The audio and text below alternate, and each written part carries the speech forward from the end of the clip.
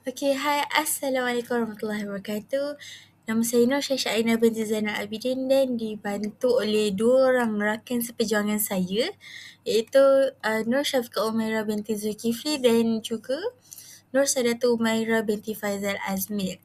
Jadi hari ini kumpulan kami ingin membentangkan berkaitan dengan bahan bantu mengajar digital, iaitu yang kumpulan kami pilih ialah berdasarkan suku kata, iaitu dari kemahiran membaca. Baik, sebagai pengenalan, ia merupakan kemahiran membaca di mana standard kandungannya 2.1 iaitu asas membaca dan memahami. Standard pembelajaran 2.11 membaca dengan sebutan yang betul dan intonasi yang sesuai iaitu perkataan.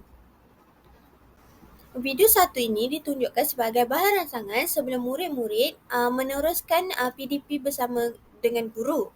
Okey, arahan dia, tonton video tersebut dengan teliti. Dan video tersebut merupakan video yang dipaparkan sebagai animasi murid-murid ataupun kanak-kanak suka. Apakah murid-murid dapat lihat dalam video tersebut? Murid-murid boleh berkongsi apa yang diorang dapat tengok daripada video tersebut kepada guru dan juga rakan-rakan.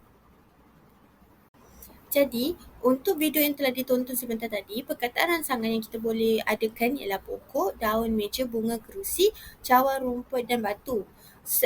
Keseluruhan daripada perkataan ini merupakan dua suku kata iaitu pokok, meja, bunga, batu, rumput. Tetapi di dalam perkataan-perkataan ini terdapat satu sahaja yang mempunyai tiga suku kata iaitu kerusi. Jadi, seperti yang kita boleh lihat sekarang, bahan bantu mengajar digital kita iaitu spin the wheel menggunakan perkataan yang dikosongkan suku katanya. Sebagai contoh, gambar kucing, titik-titik-titik and then chain. Kita perlu isi kosong depan itu menggunakan suku kata yang betul. Untuk arahan yang pertama, kita boleh tengok dekat sebelah ni ada gambar spin the wheel tu, and then kita kena perhatikan gambar tersebut dengan teliti. Apakah gambar yang sedang ditunjukkan? Murid-murid perlu bagi tahu guru apakah gambar yang sedang ditunjukkan supaya murid-murid tersebut boleh berfikir apa suku kata yang boleh diletakkan untuk isi tempat kosong pada spin the wheel. Seterusnya, kita akan pergi kepada langkah permainan bagi permainan yang saya cipta, iaitu cantumkan saya. Jadi ini melibatkan suku kata lah, macam yang saya terangkan, iaitu perkara utama dalam permainan yang kumpulan kami cipta. Dan aktiviti ini boleh saya jelaskan bahawa ia berlaku ataupun diteruskan secara berkumpulan supaya semua murid boleh belajar sambil bermain. Okey, pertama, kita akan bahagikan murid kepada 5 kumpulan. Jadi setiap kumpulan akan bergilir-gilir untuk memutarkan roda untuk menentukan perkataan yang perlu dijawab. Seterusnya, bagi tugasan kumpulan pula, apa yang mereka perlu lakukan ialah pada giliran kumpulan pertama, seorang wakil kumpulan akan memutarkan roda tersebut dan roda akan berhenti pada satu perkataan, sebagai contoh bunga. Jadi tugas kumpulan ialah untuk melihat ataupun untuk memilih dua jawapan yang disediakan dan perlu memilih jawapan yang betul. Kiranya dalam permainan digital yang kami hasilkan ataupun BBM yang kami hasilkan, di sini boleh kata kita ada sediakan spin the wheel ataupun roda berputar dan pelajar perlu tekanlah jawapan yang betul kat sini. Dan setiap jawapan yang betul, pelajar akan mendapat satu markah, dan jika jawapan salah, kumpulan tersebut tidak akan mendapat markah. Tapi kalau kumpulan lain yang berjaya menjawab bagi perkataan tersebut, melengkapkan perkataan tersebut, kumpulan mereka tu akan mendapat satu markah. Macam tu. Jadi seterusnya kita akan pergi kepada kumpulan yang kedua, yang akan memutarkan roda dan ulang balik langkah yang sama. Kiranya kalau kumpulan tu tak boleh jawab, dia akan pergi kepada kumpulan seterusnya ataupun kumpulan yang menjadi volunteer ataupun sukarela untuk mendapat markah tersebut lah. Sebab ini dikira sebagai permainan sambil belajar. Jadi ini merupakan bahan bantu mengajar digital yang kami sediakan dari sudut maklum balas. Kiranya murid tu faham ke tak apa yang diajar pada mulanya. Pada mulanya kita akan melihat video yang ditayangkan oleh guru. Seterusnya kita ada permainan cantumkan saya, senang kata ia melibatkan roda berputar ataupun spin the wheel lah. Jadi yang ketiga kita ada permainan teka huruf. Teka huruf ni kita perlu susun huruf-huruf tersebut yang salah, susunannya salah ni menjadi susunan dan membentuk satu perkataan serta mempunyai makna di sebalik perkataan yang disusun. Jadi ini antara contoh BBM yang kumpulan kami sediakan. Okay. Bagi BBM ataupun bahan bantu mengajar yang saya sediakan untuk maklum balas ni juga dimainkan secara berkumpulan. Jadi kita akan guna pakai kumpulan yang tadi dalam BBM maklum balas ni lah. Dan tugas kumpulan macam tadi juga, iaitu mereka perlu susun huruf tersebut menjadi perkataan yang betul. Okay, sebagai contoh, huruf bercampur R, G, U dengan U. Perkataan asal ataupun perkataan yang betul ialah guru. Jadi, pelajar perlu menyusun perkataan yang diceraikan, yang tidak tersusun tadi tu menjadi perkataan yang betul. Okay. Macam tadi juga, jika kumpulan yang berjaya menyusun perkataan yang betul tanpa salah, mereka akan mendapat satu markah bagi setiap perkataan yang betul lah. Jadi di sini setiap kumpulan akan diberikan masa 30 saat untuk menyusun huruf yang disediakan. Jadi boleh kata permainan ni bukan sahaja menyeronokkan, tapi dengan cara ni ia dapat membantu murid dalam mengenal perkataan, suku kata dan ejaan yang tepat.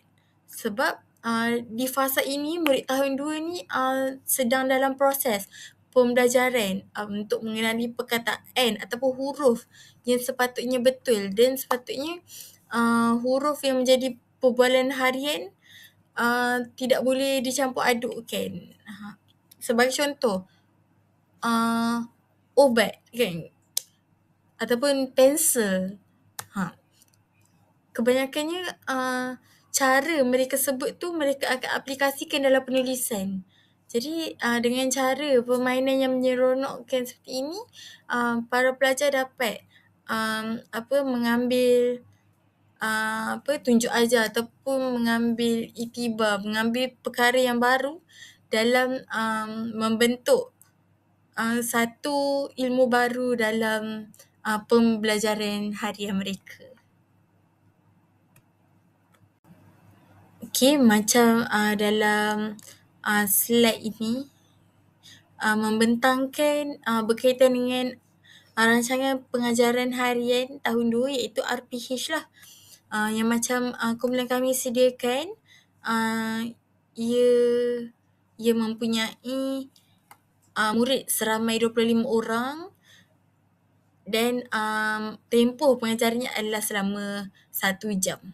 Jadi di sini menekankan berkaitan dengan tema kekeluargaan yang saya ambil bagi standard kandungan 2.1 iaitu asas membaca dan memahami. Bagi standard pembelajaran pula iaitu 2.1.1 membaca dengan sebutan yang betul dan intonasi yang sesuai, iaitu bentuk perkataan lah. Jadi perkara-perkara seperti ini amat ditekankan dalam kemahiran membaca. Baiklah, berdasarkan paparan RPH di sebelah, saya akan menerangkan serba sedikit berkenaan rancangan pengajaran harian iaitu RPH Bahasa Melayu tahun 2. Rancangan pengajaran harian RPH merupakan satu dokumen penting yang menjadi panduan kepada guru dalam melaksanakan proses pengajaran dan pembelajaran PDP secara sistematik dan berkesan. Berdasarkan RPH yang dianalisis, pengajaran ini dirancang bagi mata pelajaran Bahasa Melayu tahun 2 dengan tema kekeluargaan dan tajuk masa bersama keluarga. Pemilihan tema ini amat signifikan kerana ia dekat dengan pengalaman harian murid serta mampu merangsang minat dan penglibatan aktif mereka dalam PDP. Dari segi maklumat asas, PDP ini dijalankan pada 23 Mac 2026 dari pukul 8.30 pagi hingga 9.30 pagi yang melibatkan seramai 30 orang murid kelas 2 Mawar. Bagi fokus utama pembelajaran adalah kepada kemahiran membaca, selaras dengan standard kandungan 2.1 iaitu asas membaca dan memahami. Standard pembelajaran pula menekankan kebolehan murid membaca dengan sebutan dan intonasi yang betul serta memahami perkataan yang dibaca. Seterusnya, pengetahuan sedia ada murid turut diambil kira dalam perancangan ini. Murid telah didedahkan dengan aktiviti fizikal seperti berlari dan melompat serta aktiviti berkumpulan yang memerlukan interaksi. Selain itu, murid juga telah memahami kepentingan mematuhi arahan dan peraturan semasa menjalankan aktiviti.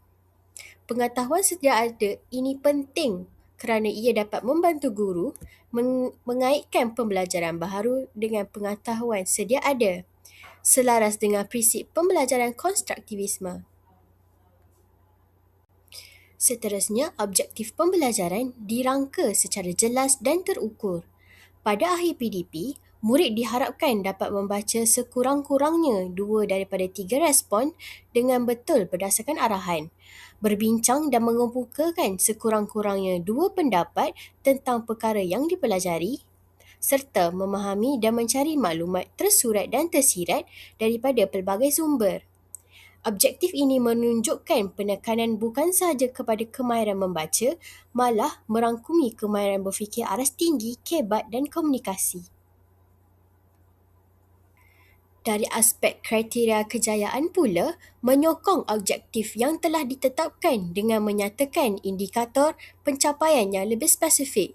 Antaranya ialah kebolehan murid memberi respon yang tepat, berbincang dengan rakan serta memahami maklumat daripada bahan bacaan. Kriteria ini penting sebagai penanda aras untuk menilai keberkesanan PDP dan tahap penguasaan murid. Dari aspek pedagogi, strategi pengajaran yang digunakan ialah strategi berpusatkan murid.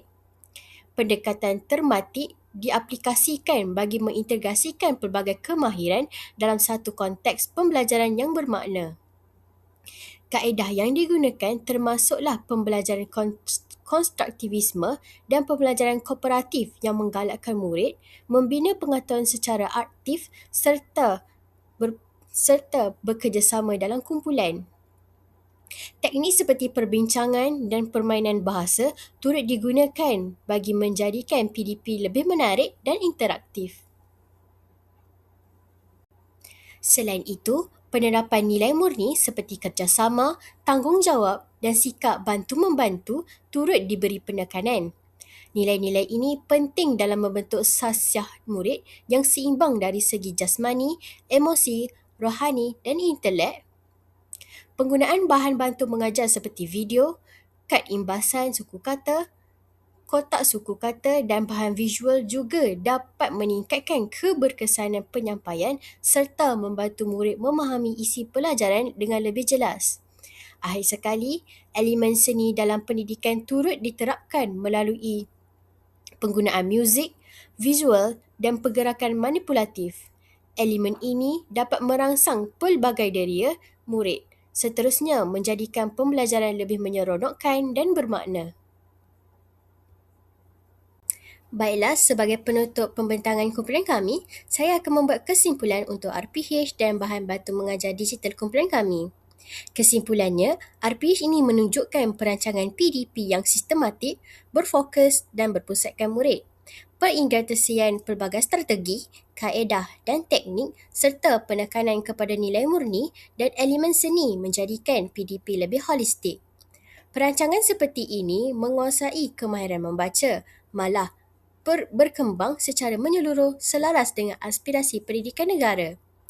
Bagi kesimpulan bahan bantu mengajar digital kami, penggunaan Word Wall sebagai bahan bantu mengajar dalam PDP Bahasa Melayu tahun 2 merupakan satu pendekatan yang inovatif dan efektif.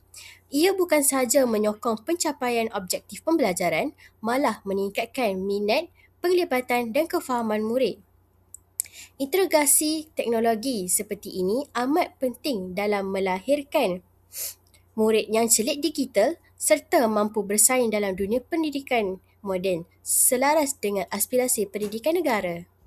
Sekian, terima kasih.